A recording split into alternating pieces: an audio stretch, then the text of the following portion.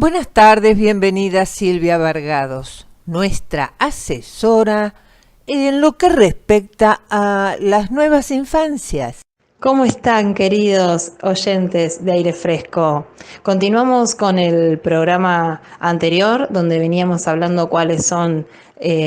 los consejos para darles a nuestros niños en el momento que reciben su primer celular. Y nos había quedado pendiente el tema de bullying, grooming y los ciberjuegos o los juegos en línea. Exacto, Silvia, un tema no menor a la hora de ingresar al mundo de las redes. Entonces, contanos de qué se trata cada uno de ellos. Bueno, vamos a comenzar contando un poquito qué sería el bullying, ¿no? Es algo que quizás está en boca de muchos, en niños más grandes, lo podemos ver en series televisivas, en las noticias. De una manera muy general, los niños pequeños no suelen hacer bullying. Lo que sucede es que muchas veces hay ciertas creencias, ciertos mandatos, ciertas conversaciones que los adultos hacen delante de ellos, donde de alguna manera quedan implícitas algunas diferencias, ya sea de educación, sociales, económicas, y a veces hasta de raza. Estas diferencias no pasan inadvertidas por los niños y en algún momento, cuando hay algún malestar o cuando hay alguna demanda dentro de su entorno social, ya sea la escuela, y en este caso lo estamos hablando desde las redes, podría ser un WhatsApp, podría ser un Instagram, un Facebook o cualquier otra red donde haya un intercambio, algún tipo de comentario puede generarse como un agravio, y cuando esto se hace en forma pública, es decir, que queda a la vista de otras personas, puede dar a que se sigan sumando más personajes, más niños, indicando que les gusta o acentuando esa condición que se puso en evidencia, y de alguna manera no se está teniendo en cuenta lo que pueda sentir o lo que pueda sufrir la persona que es agraviada. Entonces, seamos bastante cuidadosos en aquello que nombramos, en aquello que hablamos como adultos, y además sentémonos a conversar sobre esto, no solo porque nuestros hijos sin quererlo o queriendo hagan bullying, sino porque pueden ser también ellos en algún punto, sin que nosotros sepamos, los propios agredidos, ¿no? Los sujetos de bullying. Acá hay algo también muy interesante para sostener con ellos y conversar, lo que tiene que ver con las consecuencias. Todo aquello que queda en las redes y que está escrito, o alguna imagen visualizada, o algún icono, algún emoji que uno haya puesto, por más que se elimina, sigue quedando en algunos otros aparatos o en otros circuitos, o incluso en la nube. Entonces, es irreversible el daño que se pueda crear, y tiene también, como habíamos hablado anteriormente, depende la edad del niño y la red en la que está, consecuencias penales para los padres, que son los responsables. Entonces, creo que la herramienta fundamental de prevención para que nuestros niños estén libres de bullying tiene que ser, en primer lugar, conversar sobre la responsabilidad de lo que se publica y la consecuencia de hacerlo justamente desde una emocionalidad que no está controlada y que no estuvo, digamos, con un permiso del otro. Sí, el bullying es algo que puede sufrir cualquier niño y está ligado a muchos factores. Cuando hablamos de consenso y de permiso, tiene que ver con esto de que muchas veces en fotos, en audios, en videos, se suben y no siempre todos los que estaban ahí presentes están al tanto de que su foto, de su cara o lo que estuviera haciendo o diciendo está publicado, ¿no? Entonces tenemos que empezar a conversar sobre eso a los niños y decirles que en el momento de hacer esa publicación tengan el respeto y la empatía de conversarlo y de pedir autorización a las personas que estuvieron involucradas. Así también como exigir que sus amigos o sus pares también lo hagan con ellos.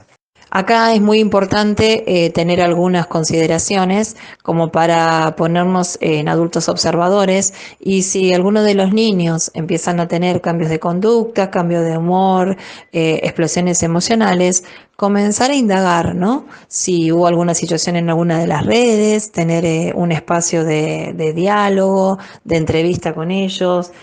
conversar también sobre lo que se llama su experiencia digital, es decir, con qué se sienten cómodos y qué no, y brindar en todo caso todo el soporte que ellos necesitan. Si nosotros como padres o como tíos o abuelos, o el rol que nos corresponda familiar,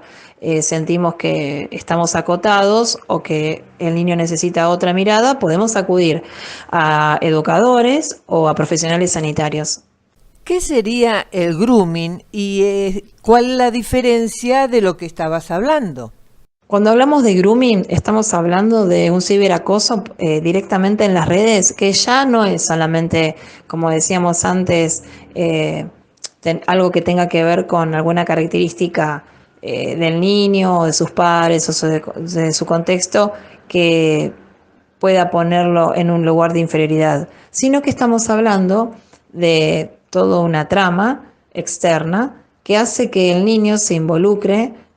con perfiles engañosos, que por lo general son adultos los que están detrás de esos, y que vayan con una manera muy sutil intentando tener cierta confianza, donde llegan a pedirles fotos en paños interiores o justamente fotos de desnudos, y comienzan a tener tanta información del entorno familiar que empiezan a amenazarlos. Entonces se genera ahí una suerte de silencio donde el niño no puede pedir auxilio a su entorno, pero donde también siente que puso en peligro de existencia, peligro mortal a todos sus familiares, por lo cual accede a realizar diferentes cosas, encuentros o lo que fuera, para poder paliar eso que se siente amenazado que están haciendo del otro lado este desconocido. A esto se le llama grooming, y también hay que estar muy, muy atentos, muy despiertos, y tratar de anticipar, como decíamos antes, sin generar, ¿no?, un miedo, pero sí una responsabilidad de que determinadas informaciones pueden estar sugiriendo que detrás de ese perfil haya alguien que quiera estar realizando esta dinámica de grooming. Si fuera el caso de que alguno de los oyentes o algún conocido estuviera así, pasando por esta situación, los invito a que puedan googlear y buscar. Hay varios sitios que se encargan justamente de lo que es el ciberacoso, y tienen la posibilidad de poder ayudarlos detectando las cuentas y las direcciones IP, y pueden rastrear a esas cuentas que están hackeadas o que están inventadas para poder solucionar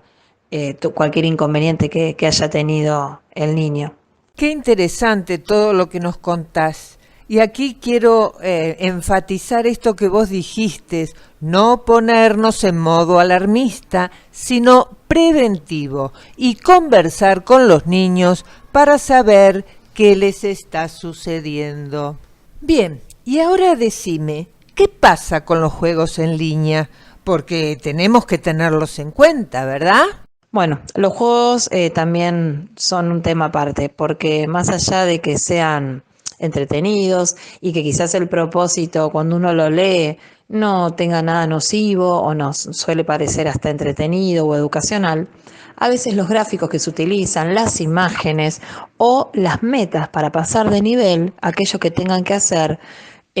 no es saludable o quizás no es acorde a la edad del niño. Muchas veces, y en programas infantiles, se incita a tener que romper, matar, agredir o encerrar, ya sea personas, animales o lo que fuera, y quizás esa segunda mirada que está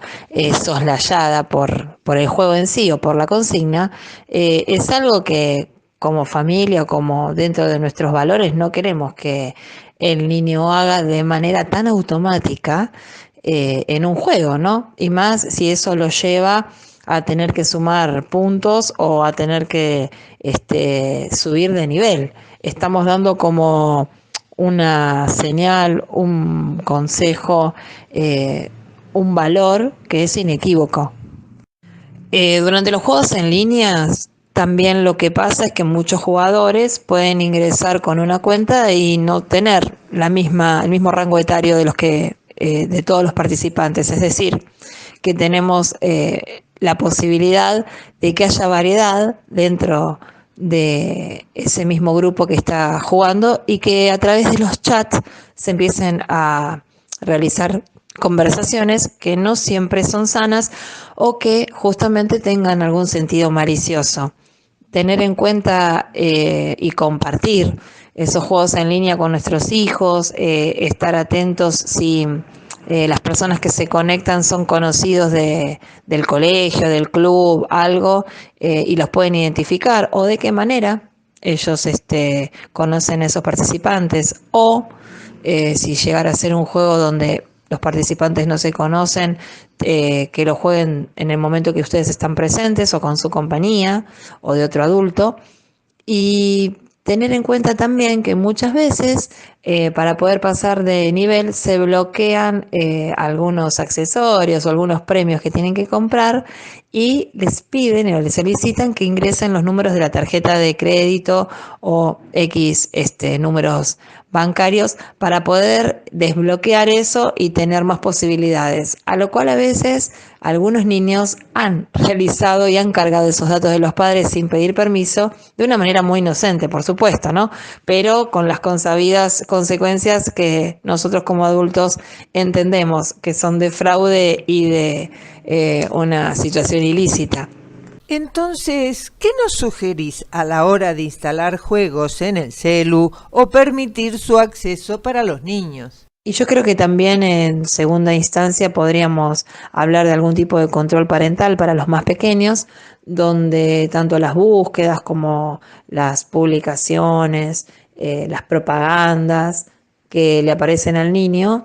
se acoten o sean restringidas, ya que el universo Google y YouTube es bastante extenso y no siempre las publicaciones que aparecen están debidamente calificadas para los ojos y los oídos de nuestros niños. Así que yo querría dar como sugerencia o como tips importantes estos dos puntos, más allá de todos aquellos que se les vayan ocurriendo a ustedes como padres responsables para tener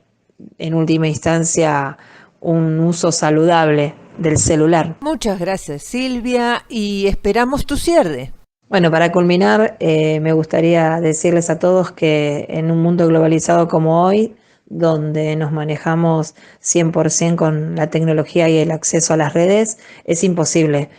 pensar a un niño sin celular, ¿no? O sin una cuenta en alguna de estas redes. Pero creo que el secreto y la llave de que sea de una manera saludable y eficaz es tener el diálogo previo, saber que es una herramienta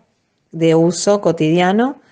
y utilizarla con ese fin, con esos tiempos donde se pueden realizar otras cosas cara a cara y donde no se convierta en su mejor amigo o en su aliado en esos momentos de tiempo muerto, porque ahí es donde